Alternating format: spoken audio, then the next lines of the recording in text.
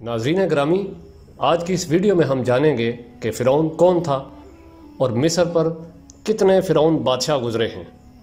اس قیمتی اور معلوماتی ویڈیو کو آخر تک ضرور دیکھیں۔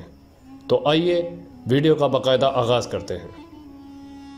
ناظرین گرامی، فرعون کے بارے میں یہ تاثر عام ہے کہ شاید یہ کسی مخصوص ظالم حکمران کا نام ہے، مگر حقیقت اس کے برعکس ہے۔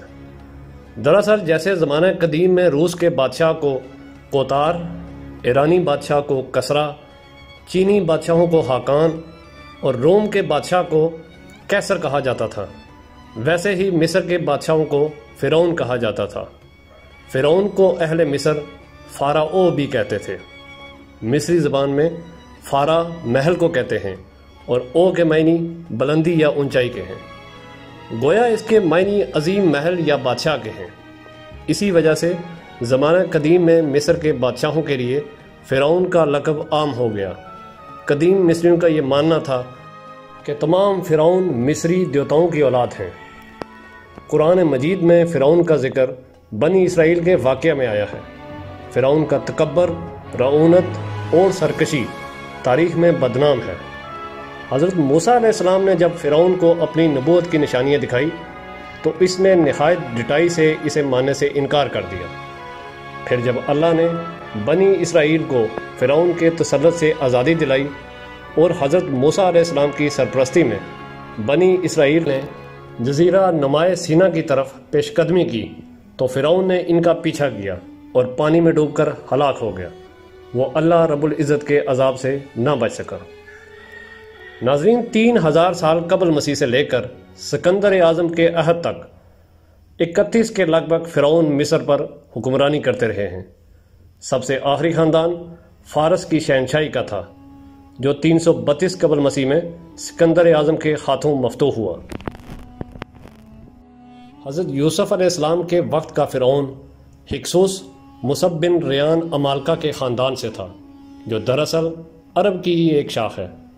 یہ بعد میں آپ علیہ السلام کے ساتھ مصر سے ہجرت کر کے انبیاء کی سرزمین پر چلے گئے تھے۔ یہ سرزمین تاریخ کی کتب میں جبرون مخفیلہ کے نام سے جانی جاتی ہے اور اسے نابلس بھی کہا جاتا ہے۔ تورات میں یہ جگہ فرعین کے نام سے درج ہے، جسے زمانہ قدیم میں شکیم کہتے تھے۔ ناظرین، یہ تمام علاقے فلسطین میں ہی واقع ہیں۔ دریافت شدہ پتھر کے کتبوں کے مطابق حضرت موسیٰ علیہ السلام کے زمانے کا فرعون رامسس دوم کا بیٹا من فتح تھا، جس کا دور حکومت سن 1292 قبل مسیح سے شروع ہو کر سن 1325 قبل مسیح پر ختم ہوا تھا۔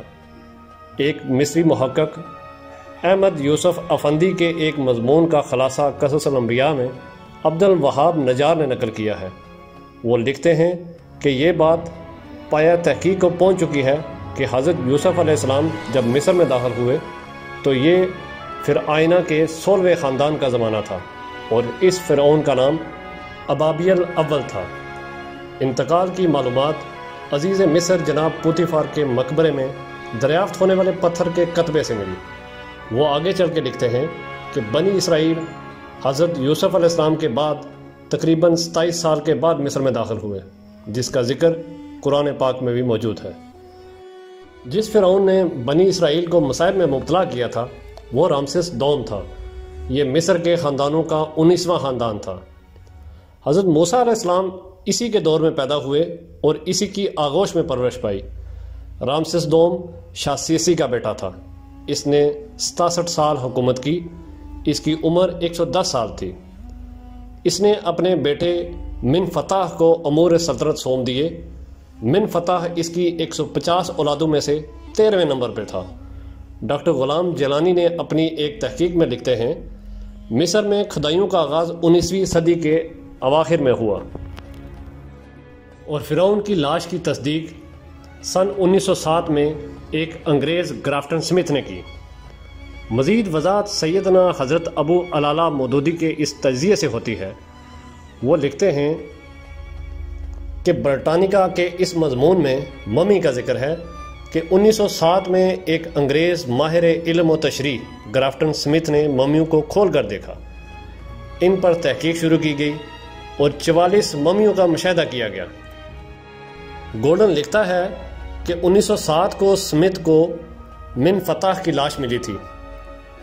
جب پٹیاں کھولی گئی تو یہ دیکھ کر حیران ہوا کہ اس کے جسم پر نمک کی ایک تہ جمی ہوئی ہے جو کسی اور ممی کے جسم پر نہیں تھی۔ گولڈن یہ بات بھی بیان کرتا ہے کہ یہ فرعون بحیرہ قلزم میں غرق ہوا تھا۔ آگے چل کر گولڈن لکھتا ہے کہ جزیرہ نمائے سینا کے مغربی ساحل پر ایک پہاڑی ہے جسے مقامی لوگ جبل فرعون کہتے ہیں۔ اس پہاڑی کے نیچے ایک غار میں نہایت گرم پانی کا چشمہ ہے جسے لوگ حمام فرعون کہتے ہیں۔ سینہ بسینہ روایت کی بنا پر یہ بھی کہتے ہیں کہ اس جگہ فرعون کی لاش ملی تھی۔ ناظرین، قرآن مجید فرقان حمید نے تو 1500 سال پہلے ہی اس واقعے کے بارے میں بتلا دیا تھا، جس کی تائید و توثیق آج کا محقق کر رہا ہے۔ جب فرعون غرق ہو گیا تو لوگوں کو اس کی موت کا یقین نہ آیا، تب اللہ تعالیٰ نے سمندر کو حکم دیا، تب اس کی لاش کو خشکی میں پھینک دیا گیا، پھر سب نے اس کی لاش کا مشاہدہ کیا۔ آج بھی یہ لاش مصر کے عجائب گھر میں موجود ہے۔ ناظرین، خدائی کے دعوے دار کو اللہ نے قیامت تک نشان عبرت بنا دیا، کیونکہ حکومت صرف اور صرف اللہ رب العزت کی ہے، بادشاہت صرف اور صرف اللہ رب العزت کی۔ ناظرین، امید ہے آپ کو ہماری ویڈیو پسند آئی ہوگی۔ جانے سے پہلے چینل کو سبسکرائب ضرور کریں اور ویڈیو لائک کر کے ہماری حوصلہ افزائی کریں۔ آپ سے اگلی ویڈیو میں ملاقات ہوگی، تب تک اپنا اور اپنے پیاروں کا خیال رکھیں۔ اللہ حافظ۔